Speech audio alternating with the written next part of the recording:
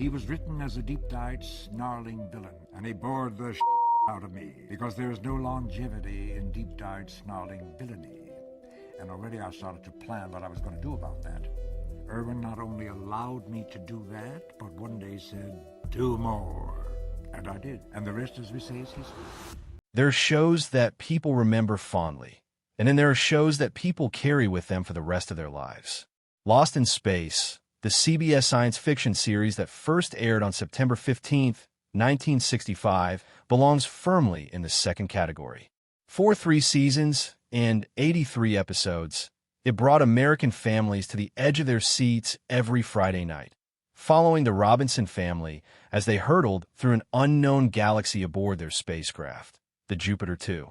The show ended in 1968 without a finale, without a rescue, without a single goodbye from the network that had profited from it.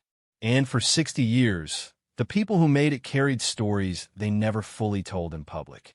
Now, with the last surviving adult cast members either gone or in their final years, the full picture is finally coming into focus. What happened behind the cameras of Lost in Space was, in many ways, more dramatic than anything written into the scripts. A performer who was supposed to disappear after 5 episodes ended up quietly taking control of the entire production.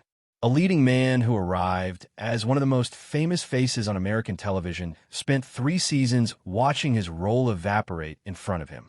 A man spent 3 years suffering inside a 200-pound metal suit, uncredited and underpaid, while the character he brought to life became one of the most beloved figures in television history. And the serious, thoughtful science fiction story that the show's creator originally had in mind was buried by network demands before a single episode ever aired. None of these stories were widely known. Most of them were not the kind of thing anyone wanted to discuss, while conventions were still selling tickets and autograph lines were still forming. But time, loss, and the particular honesty that comes from outliving nearly everyone you worked with have a way of loosening the things that were once kept quiet. Before there was a robot, before there was a Dr. Smith, before there was a single chrome corridor or a foam rubber alien, there was a film. In late 1964, producer Irwin Allen shot a 60-minute pilot called No Place to Hide on a budget of approximately $600,000, which at the time made it the most expensive television pilot ever produced. Allen brought in a cinematographer with 3 Academy Awards to his name, a special effects supervisor who would go on to win an Oscar of his own, and a writer who later contributed scripts to Star Trek. He financed it with backing from CBS, 20th Century Fox, and, in one of the stranger footnotes in television history, comedians Red Skelton and Groucho Marx. The story Allen filmed was completely serious. The Robinson family, a group of brilliant scientists including 2 parents with doctorates and children described as prodigies, launched their spacecraft toward Alpha Centauri, were knocked off course by a meteor storm, and found themselves stranded on an alien world with no way home. There was no villain. There was no comedy. There was no robot. There was a boy named Will Robinson sitting by a campfire singing Greensleeves, and a family facing genuine danger with intelligence and cooperation. Allen believed it was the best work of his career. Watching the footage that survives, it is difficult to argue with him. CBS executives screened the pilot and laughed with delight. Then they handed Allen a list of demands. The story was too hardware-driven, too self-contained. They needed a recurring antagonist who could generate conflict week after week without requiring an entirely new thread each time. Allen suggested Ming, the Merciless, the villain from the Flash Gordon serials. His story editor pushed for something closer to Long John Silver, the beloved literary rogue who could be dangerous and entertaining at once. They settled on a character named Dr. Zachary Smith. CBS also required a robot. The ship was redesigned. The original pilot was locked away in a storage vault. Approximately 80% of that footage was eventually salvaged by cutting it into the first 5 episodes of Season 1. Dr. Smith and the robot were conveniently written as having stayed behind at the spacecraft during the episodes that used this older material, which explained why 2 of the show's most prominent characters were absent from sequences that had been filmed a year before their characters existed. The Jupiter 2 interior set that replaced the original spacecraft design cost $350,000, making it the most expensive standing television set of its era, more expensive than the entire Enterprise bridge on Star Trek. The theme music was composed by a 24-year-old named Johnny Williams, who later changed his name to John Williams and went on to write the scores for Star Wars, Jaws, and Indiana Jones. The serious version of Lost in Space never aired.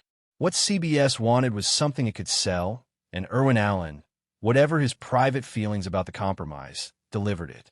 When Jonathan Harris received the script for the Lost in Space pilot, he read it carefully and understood exactly what he was looking at. Dr. Smith, as written, was a cold-blooded intelligence operative who killed a guard in the opening minutes, reprogrammed the robot to murder the Robinson family while they slept, and was designed to be dead within 5 episodes. He was not meant to be a character. He was meant to be a device, a way to put the family in danger before the show found other ways to threaten them. Harris, who had spent decades building a career from almost nothing, recognized what a 5-episode role actually meant. It was not an opportunity. It was a trap with good lighting.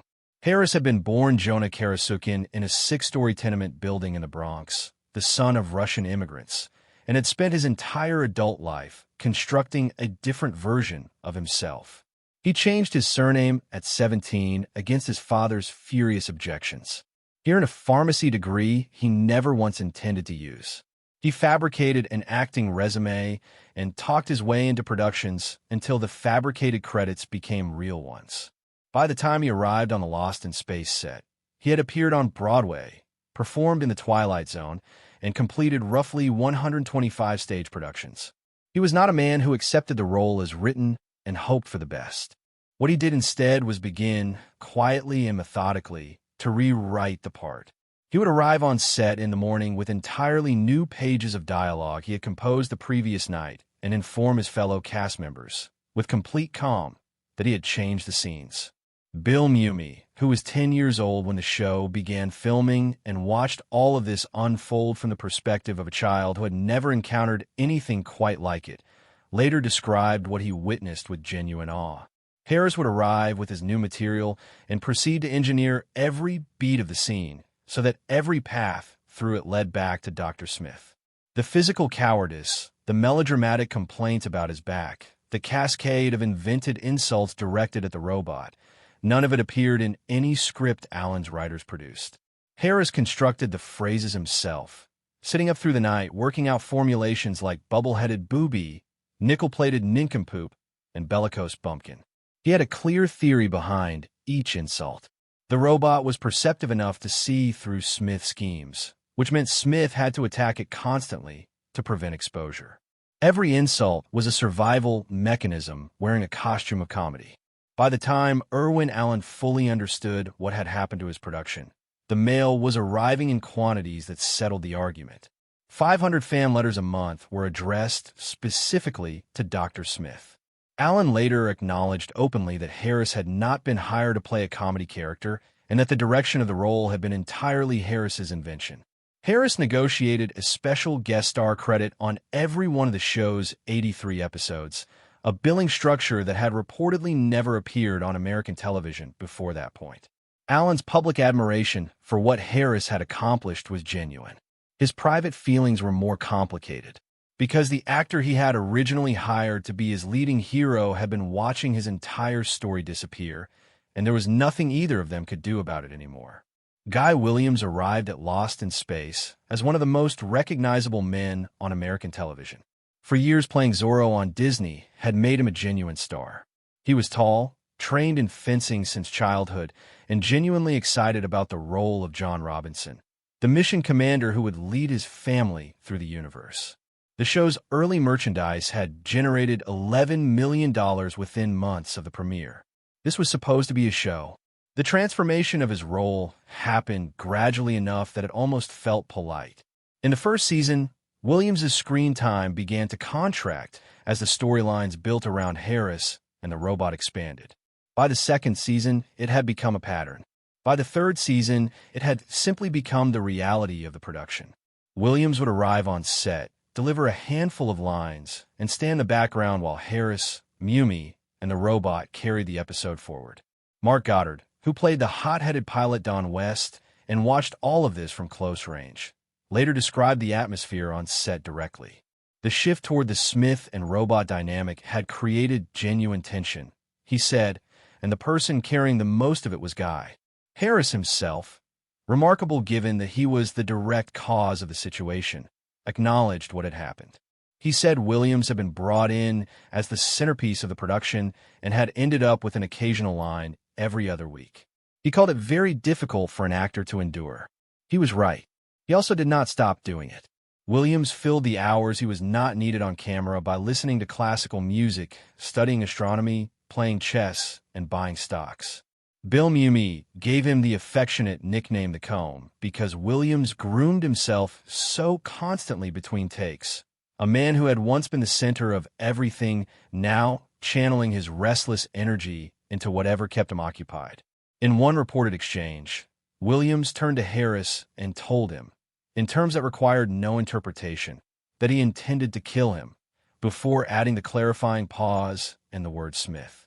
Whether the clarification was genuine or deliberate, it captured something precise about the situation. After the show's cancellation, Williams discovered that the American industry that had once celebrated him had not been keeping his seat warm during his years as a background performer. He found, however, that on the other side of the world the calculation was entirely different. Zorro had become a genuine cultural institution in Argentina. The government provided him with a luxury apartment in a marina.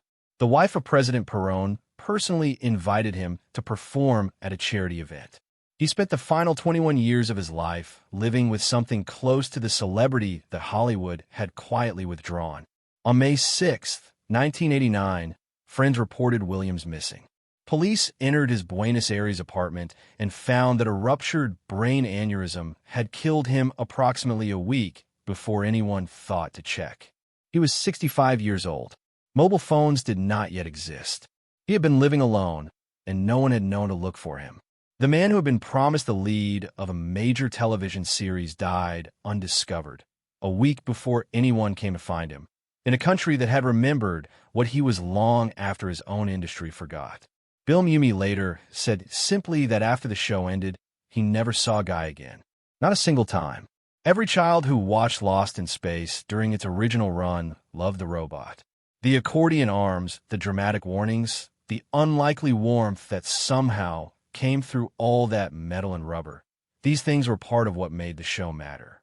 The man who gave the robot every physical gesture it ever made spent 3 years suffering in ways the production company had made a quiet decision not to address. Bob May walked into the Lost in Space casting process essentially by accident, while applying for a different position at 20th Century Fox.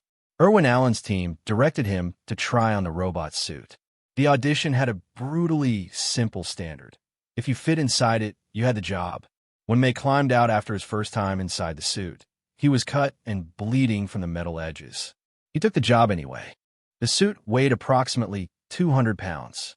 Under studio lights, the internal temperature rose to what May later described as a combination of jacuzzi and sauna. The suit was nearly airtight.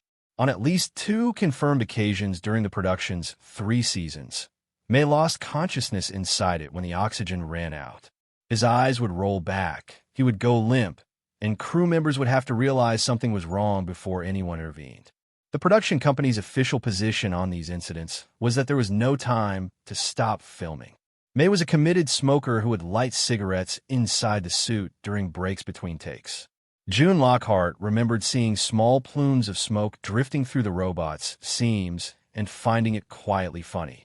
The story that became legend involves Irwin Allen arriving between scenes, spotting smoke rising from what appeared to be an empty, standing robot, and panicking that the suit itself was on fire.